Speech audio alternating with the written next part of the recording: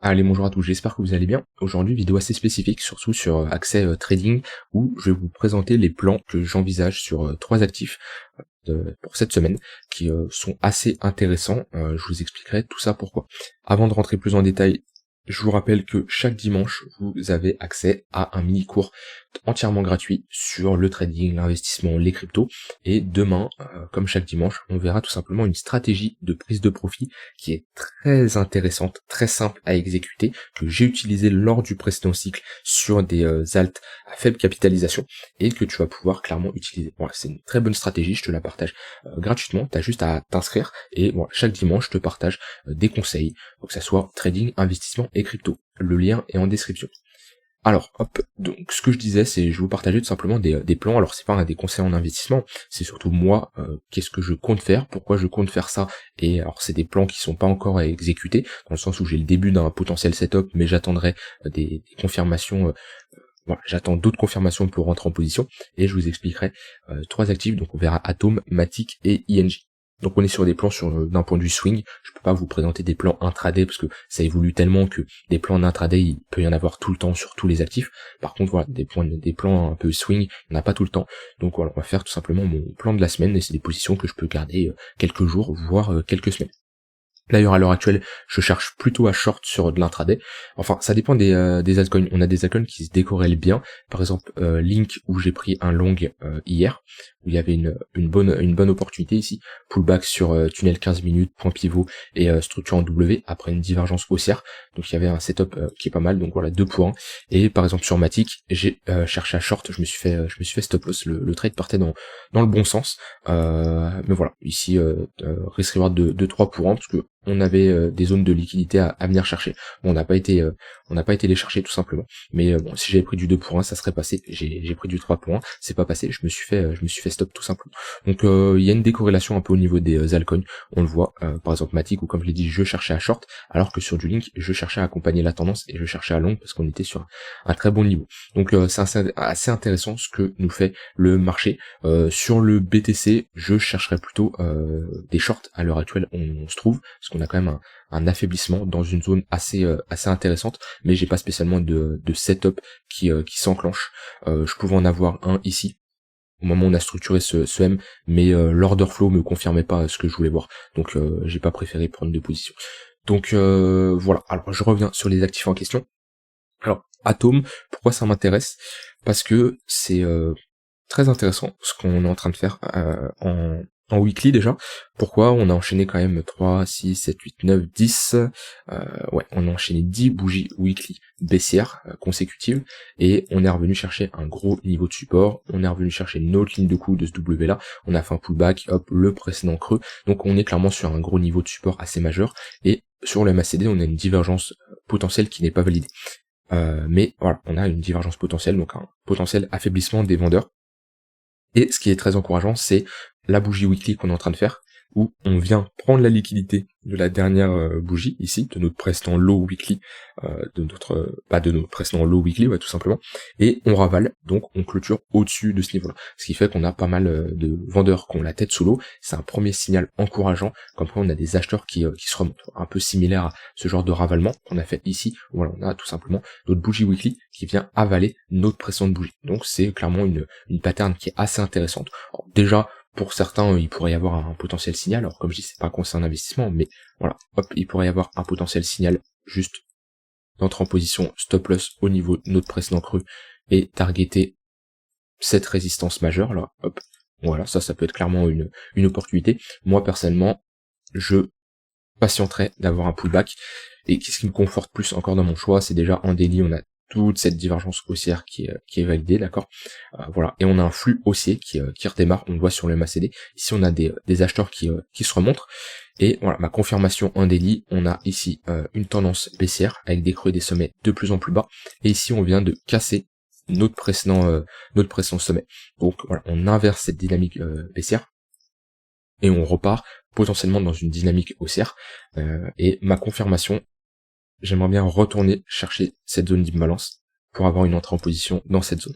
Je préfère avoir une entrée beaucoup plus précise, d'accord. Alors oui, ici, comme je l'ai dit, on peut rentrer maintenant, ça nous fait TP un niveau assez haut, quand même. Ouais, ça nous fera revenir, tac,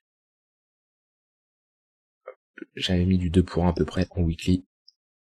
Voilà, ça nous fera revenir en clôture ici, hein, qui est une target qu'on peut revenir chercher, hein. Je vous rappelle, même si la tendance weekly reste baissière, on a des retracements dans des tendances, d'accord. Ça c'est un retracement, d'accord. Ça c'est un retracement, etc. Donc rien ne nous empêche de retracer pour par la suite, pourquoi pas faire ça, hein. J'en ai aucune idée. Là on n'est pas dans l'investissement où, voilà, bon c'est sûr. D'un point de vue investissement, ça serait très moche sur Atom de faire ça sur du très long terme. La structure serait vraiment moche, mais là, on est d'un point de vue trading et ce genre de retracement est possible. Maintenant, moi, personnellement, comme je dis, ce que je chercherais à faire, c'est d'avoir un pullback suite à la cassure de ce niveau-là. J'aime bien quand on a une dynamique baissière et qu'on vient juste tac, faire un creux, prendre la liquidité et direct casser le précédent sommet. Ça nous montre comme qu'on a des acheteurs qui sont présents. Les fans de ICT ou de SMC appellent ça un BOS, de mémoire un break of structure. Donc c'est des concepts que tout le monde utilise, hein. C'est juste ils ont rename ça parce que bon, d'un point de vue marketing, on va dire ça vend mieux. Mais voilà, on a tout simplement une inversion de notre dynamique. Et en général, ce genre de reprise en V-bottom, c'est souvent amené à être testé pour transformer ça en W. Et la zone idéale, c'est notre zone de rechargement. Donc voilà, on a une bonne confluence ici, 0,118 au-dessus, confluence avec une zone d'imbalance. Donc voilà, hop, pour être plus précis, ça c'est une zone cette zone-là qui m'intéresse. On est plutôt au niveau de nos 50% de retracement. Ouais, on est pile sur nos 0,50% de retracement plutôt que notre zone de rechargement. Mais voilà, c'est une très bonne zone de localisation. Et si on a un pullback ici, je dis pas qu'on va le faire, ça se trouve on va faire ça, et tant pis, je ne serai pas exécuté. Mais voilà, si on revient chercher cette zone-là, une entrée dans cette zone avec une zone d'invalidation sous le creux et venir chercher un TP au niveau de cette zone-là, d'accord, cette précédente zone de support qui est maintenant une zone de résistance, ça peut être très intéressant. Donc j'aurai quelque chose globalement comme ça, hop, tac, donc un risque de 3,5 points. Donc voilà, très bon risk reward, toujours, hein. C'est important le risk reward, c'est-à-dire on peut avoir un setup qui s'enclenche, si le risk reward n'est pas intéressant, bah tout simplement on n'exécute pas notre entrée. Donc voilà, ça c'est première chose sur Atom que je surveillerai, mais voilà, j'attendrai un pullback sur ce niveau-là, mais sans avoir ce pullback là déjà en weekly, on a un premier signe qui est assez encourageant. Donc ça c'est pour Atom. Matic, tac. Alors comme j'ai dit sur Matic, sur du court terme, je chercherai à le short, bien que on est en train de s'affranchir de notre tunnel 1 heure et on est en train de flip cette résistance en support de ce que je vois. Donc ça devient trop tard pour short, hein. Moi le short je l'ai pris là, bon je me suis fait stop, mais tant pis. Ça fait partie du risque. Voilà. Maintenant c'est compliqué de short à moins qu'on ait une réintégration et un pullback, mais difficile. Mais voilà, on est quand même sur une bonne zone de résistance. Hop. On est quand même sur une bonne zone de résistance. Maintenant, ce que je surveillerai sur Matic, c'est si on structure ici, donc on a juste besoin de deux bougies baissières et deux bougies haussières qui nous structurent ce genre de pattern en W, d'accord. Si on a j'aime bien les lignes de coup des potentiels W, c'est-à-dire qu'on a un range, ok, et ici on a quelque chose comme ça. Si on valide ce genre de structure en W, où cette ligne de coup est en confluence avec une précédente zone de support qui a flip en résistance, c'est une très bonne zone de localisation, et c'est une très bonne zone si on a un pullback pour chercher à long sur ce niveau-là. Donc si sur Matic on fait quelque chose comme ça, ici j'aurai clairement une bonne zone pour chercher à rentrer en position longue, d'accord. Donc voilà, c'est loin d'être confirmé pour le moment, mais ça serait une première une condition pour chercher à rentrer. Pour le moment c'est trop tôt et on est sur résistance comme je l'ai dit. Alors, on pourra avoir ce genre de pattern, c'est-à-dire casser directement et faire le pullback. Je suis moins fan, je préfère dessiner une structure de bottom pour chercher à rentrer en position. Donc voilà, c'est globalement ce que je surveillerai, c'est-à-dire qu'un retour au moins 50% voire zone de rechargement. Tac, voilà. Revenir chercher les 0,118, les 0,5% de retracement pour former un second creux, d'accord. Et ensuite break ce niveau-là avec un break assez franc, hein, de préférence également avoir des volumes lorsqu'on break, c'est ce qu'on veut lorsqu'on a une structure en W, lorsqu'on fait du chartisme et qu'on a un break, c'est ce qu'on veut. On veut des volumes qui confirment comme quoi on a un soutien lors de ce break là. Et voilà, donc avoir une bonne bougie haussière, d'accord, pas juste une bougie qui vient juste mécher ou voilà quelque chose de timide, non, un réel break, d'accord, et chercher à venir sur le pullback. Ça peut être ici une bonne zone avec pareil dans ce genre de conditions. Hop, on a notre entrée ici, nos stop loss sous le précédent creux, et ensuite on peut venir targeter hop. Or il y en a qui vont venir targeter 2 pour 1, on peut venir chercher cette zone de résistance qui peut être également une bonne zone à venir chercher, ce qui nous fait un risque de 2,8 pour 1, ce qui est pas mal. Donc ça c'est pour Matic, pareil je sais pas si ça va s'exécuter, à l'avance on peut jamais le savoir, mais voilà, c'est le plan que d'un point de vue swing que j'observe et qui pourrait être intéressant. Et le dernier c'est ING. Hop. ING, pourquoi? Parce qu'on est revenu chercher une très bonne zone, une précédente zone de support. Surtout, on a, hop, ici, on est dans le tunnel daily, ok. On a une première réaction weekly d'ailleurs, où on va ravaler, si on a une culture weekly comme ça, on ravale notre précédente bougie. On casse notre tunnel 4 heures, éventuellement, si pareil, on vient faire un pullback sur cette zone-là, hop, ça peut être également une zone intéressante pour chercher à rentrer, bien que on a quand même une structure qui est une dynamique qui est baissière, on a un gros essoufflement, on le voit sur le MACD, on a des vendeurs qui s'essoufflent, on est revenu chercher une bonne zone de localisation et on a eu une très bonne réaction, d'accord. On voit que on a des bougies qui ont été ravalées, donc c'est-à-dire qu'on a eu des acheteurs qui étaient présents. Voilà, et on a quand même pas mal de liquidités à venir chercher, d'accord. Des sommets ici, on a pas mal de liquidités à venir chercher. Donc pareil, si on viendrait ici poser un second creux, revenir chercher cette zone qui était une zone de support, ok, support, résistance, et on l'a cassé ici, revenir chercher cette zone de résistance, ça peut être également une entrée assez intéressante dans cette zone-là. L'idéal, vu qu'on n'a pas une bonne structure en W, c'est-à-dire qu'on est revenu en V-bottom, l'idéal, ça serait ici, pour augmenter les probabilités, chercher une structure en 4 heures ou en 1 heure, c'est-à-dire réduire sur l'unité de temps, et dans cette zone-là, chercher une petite structure qui nous montre que cette zone, elle est défendue. Voilà, on est clairement sur une zone où on a consolidé ici, c'est notre précédent niveau, et ça peut être une zone très pertinente pour chercher à longue sur ce niveau-là.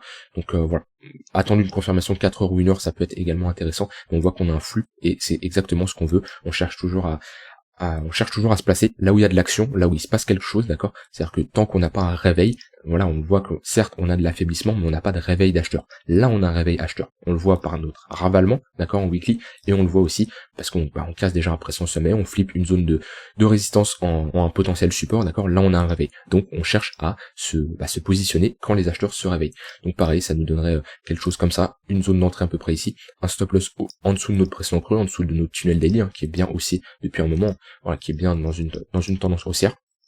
Et on peut venir chercher target 2 pour 1 cette résistance là. Voilà, ça peut être une bonne zone de niveau, éventuellement une autre ligne de coup de ce M-top. Voilà. Dans tous les cas, avoir toujours en général un risk reward supérieur à 2 pour 1. Voilà, donc le plan de la semaine, c'est ce que j'observe sur Atom, Matic, ING. Alors, des plans, il peut y en avoir sur énormément d'altcoins, d'accord. Moi, j'ai parmi les altcoins top market cap que j'ai regardé, plus d'autres altcoins que je surveille comme ING, ou depuis un long moment c'est un token que je surveille parce qu'il y a clairement des opportunités dans de la suite de tendance sur ce token là. Voilà, c'est des projets que j'observe. Des plans on peut en avoir plein, sur de l'intraday on en a plein, sur du swing on en a beaucoup moins, mais voilà, c'est les 3 plans que j'ai surveillés, et rien, ça se trouve aucun des 3 plans vont se valider, ça se trouve il y en a 2 sur 3 qui vont se valider, ça se trouve je vais prendre 3 stop loss. Voilà, moi en tout cas j'ai mon plan, j'ai ce que j'ai prévu de faire, je sais ce que j'attends cette semaine pour rentrer en position, et rien ne m'empêche à côté de trader sur l'intraday comme je vous avais montré sur Matic ou sur Chainlink. Voilà, je vous laisse me partager ce que vous en pensez, et vous potentiellement quels sont vos plans de la semaine, ce que vous surveillez, quel actif et pourquoi. N'hésitez pas à rejoindre le Discord d'ailleurs, où on peut échanger là-dessus, il n'y a pas de souci. Je vous laisse rejoindre la Trader Letter si vous voulez connaître la stratégie que j'ai utilisée lors du précédent cycle et que je pourrais utiliser lors du prochain sur des altcoins à faible capitalisation pour prendre des profits de manière optimisée. Et je vous souhaite une très bonne fin de journée. Bye bye.